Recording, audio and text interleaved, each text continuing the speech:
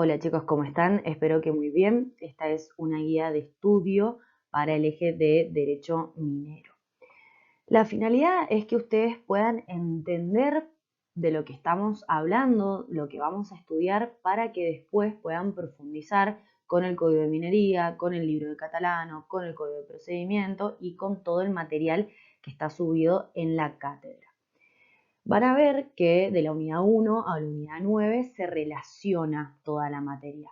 Por eso, antes de que arranquen, les hice este videito para que bajemos un poco a la realidad de lo que vamos a hablar y además para que tengan en cuenta a medida que vayan avanzando los conceptos que les voy a decir hoy.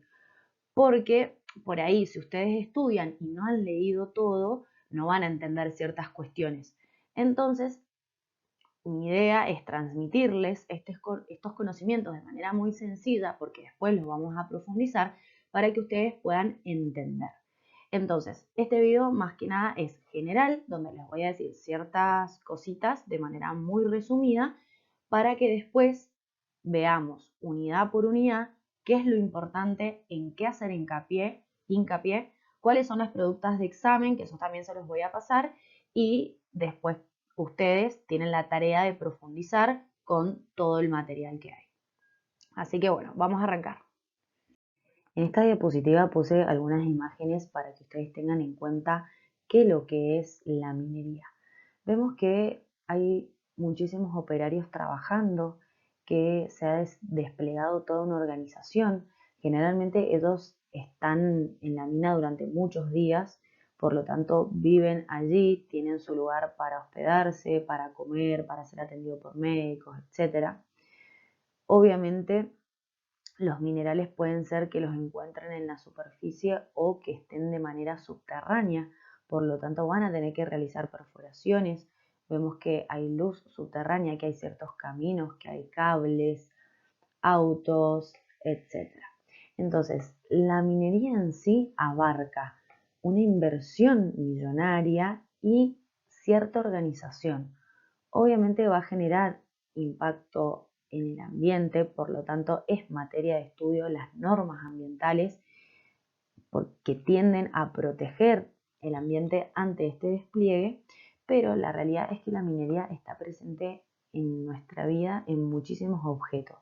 Y eso es lo que vamos a ver en el video siguiente, que me parece importante que lo vean porque uno por ahí no tiene noción de cuán presente está la minería en nosotros. Así que en el próximo video vamos a ver eso, es cortito. Si quieren ver el otro, está subido en la cátedra. En el video que aparece en la próxima filmina, vamos a ver algunos ejemplos de ciertos productos que utilizamos en la vida cotidiana y que dentro de sus componentes tienen sustancias minerales. Hay otro video que está subido en la cátedra, si lo quieren ver tienen que dirigirse a el link que aparece, que los va a redirigir a una página de YouTube. Está presente en casi todas las cosas que forman parte de tu vida. Sin la minería, miles de cosas cotidianas desaparecerían. Por ejemplo, el reloj despertador usa fierro extraído de la hematita y el vidrio viene mayormente del cuarzo. La alfombra que pisas por las mañanas está hecha de materias primas derivadas como el carbonato de calcio y piedra caliza. La electricidad se transmite por cobre, el cual viene de la calcopirita. El filamento de tungsteno proviene de la wolframita. El agua que usas pasa por tuberías que se recubren con zinc. Las navajas de acero contienen cromo del mineral cromita. El talco en polvo viene del mineral talco. El pan viene de campos de trigo fertilizados con fósforo de fosforita. Los platos se elaboran con arcilla.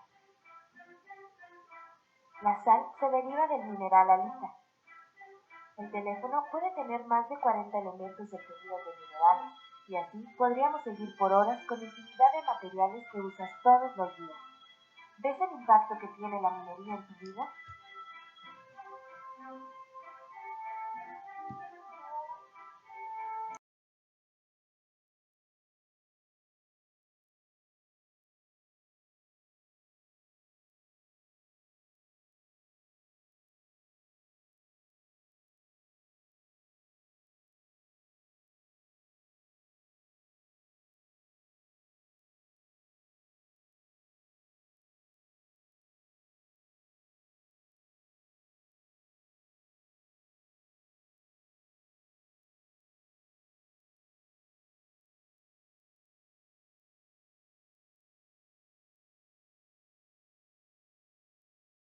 En la filmina anterior vimos un ejemplo de ciertos minerales que utilizamos, pero la realidad es que existen diversos tipos y nuestro código de minería se encarga de clasificar los minerales.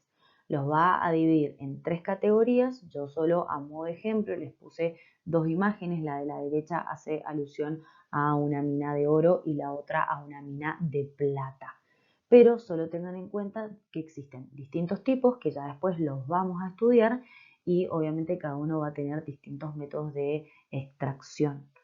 Así que ya lo vamos a ver en las próximas filminas. Otra cuestión que tienen que tener en cuenta para poder estudiar la materia es que la explotación minera, es decir, el derecho de poder extraer el mineral, puede ser de manera superficial o subterránea.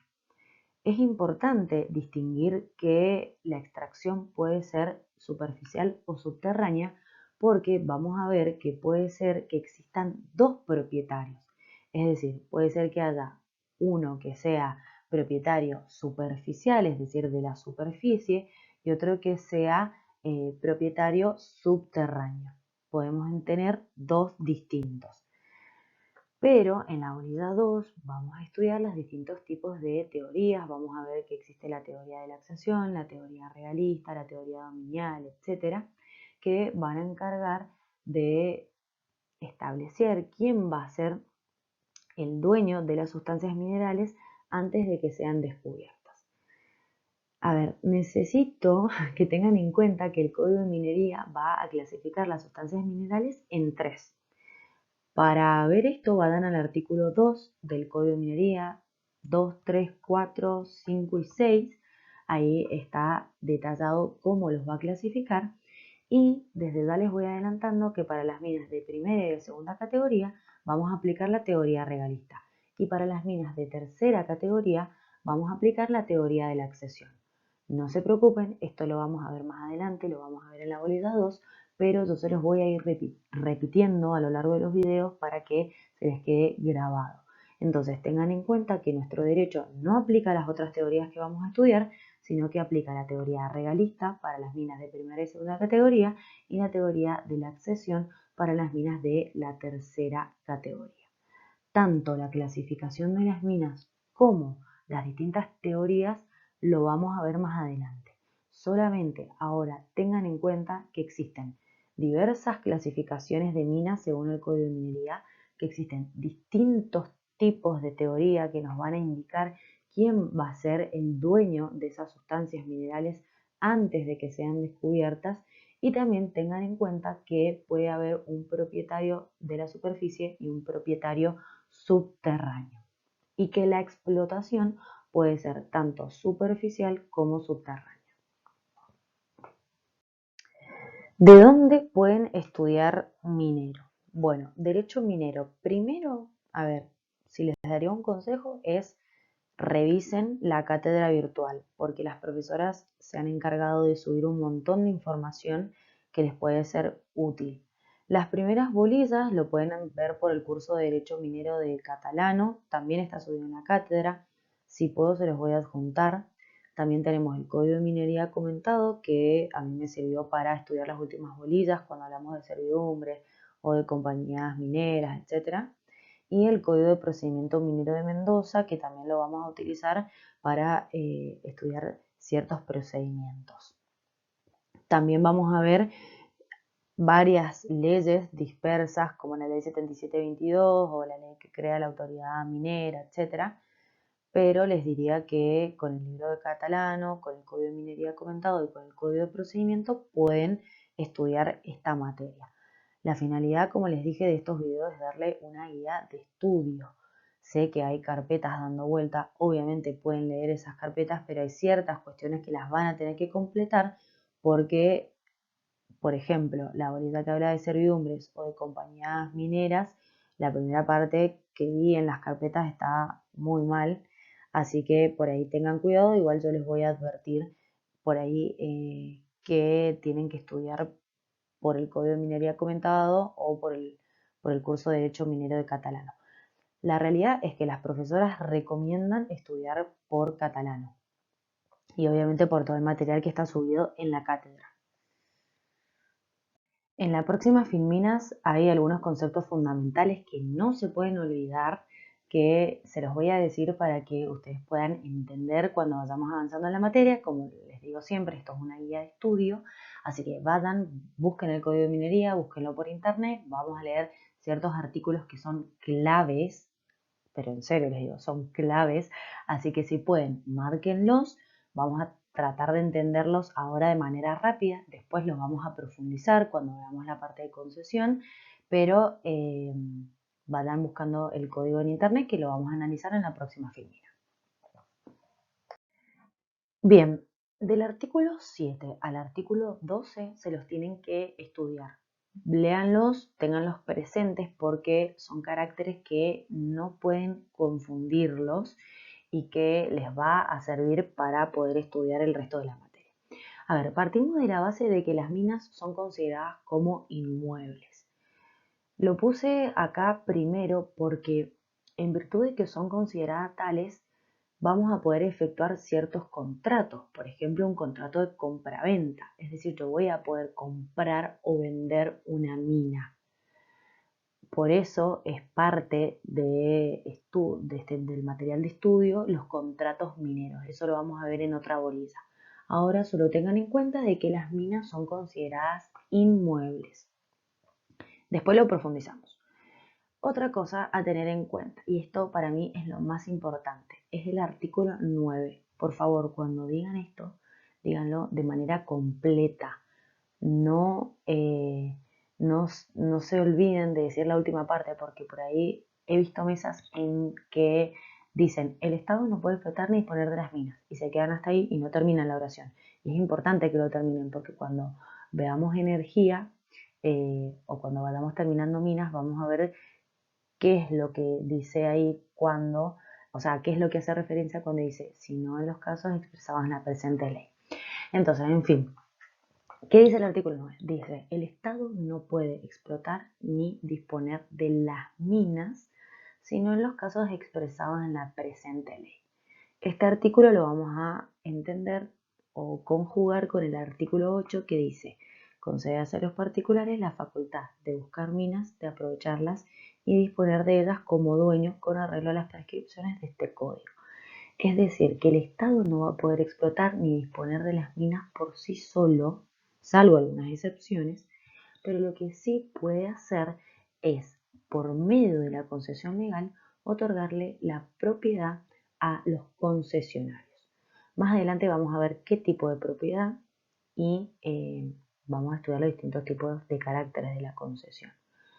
Y al último les puse que el Estado se reserva el dominio directo y le cede al particular el dominio útil. También es materia de estudio los distintos tipos de dominio que existen, pero tengan en cuenta solamente ahora, a modo general, de que el dominio originario lo tiene el Estado y que el dominio útil lo van a tener los concesionarios. Esto es un poco de lo que ya les hablé anteriormente. Del artículo 2 al 6 del Código de Minería vamos a clasificar y dividir las minas. En las minas de primera y segunda categoría se va a aplicar la teoría regalista. Dice, el Estado al tener el poder soberano y jurisdicción sobre todos los recursos que se encuentran bajo su territorio y al tutelar el aprovechamiento de los mismos, concede al descubridor la propiedad de las minas. Es decir, en minas de primera y segunda categoría tengo que solicitar una concesión legal para poder extraer el mineral. Y en las minas de tercera categoría se aplica la teoría de la accesión. Esta teoría dice que no hay división entre propiedad superficial y propiedad subterránea. El propietario del terreno tiene un derecho exclusivo que emana de su título de dueño del terreno y de la propia facultad que le asigna el Código de Minería. En las minas de tercera categoría vemos que no hay concesión porque le pertenecen al propietario superficial y va a ser él quien me va a otorgar un permiso para que yo pueda explotar la mina. Esto lo vamos a ver más adelante, pero solamente vayan teniendo estas ideas en mente. Cuando hablen de teoría regalista, sí o sí las palabras claves, por así decir, sería el poder soberano y la jurisdicción que tiene el Estado, porque en virtud de ese poder soberano y de esa jurisdicción le va a conceder a los particulares o a los concesionarios la propiedad de las minas.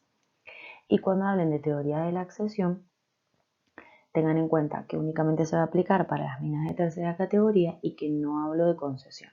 Entonces, en las restantes bolitas, cuando estudiemos la concesión, tengan en cuenta que va a ser por minas de primera y de segunda categoría, no por las minas de tercera categoría.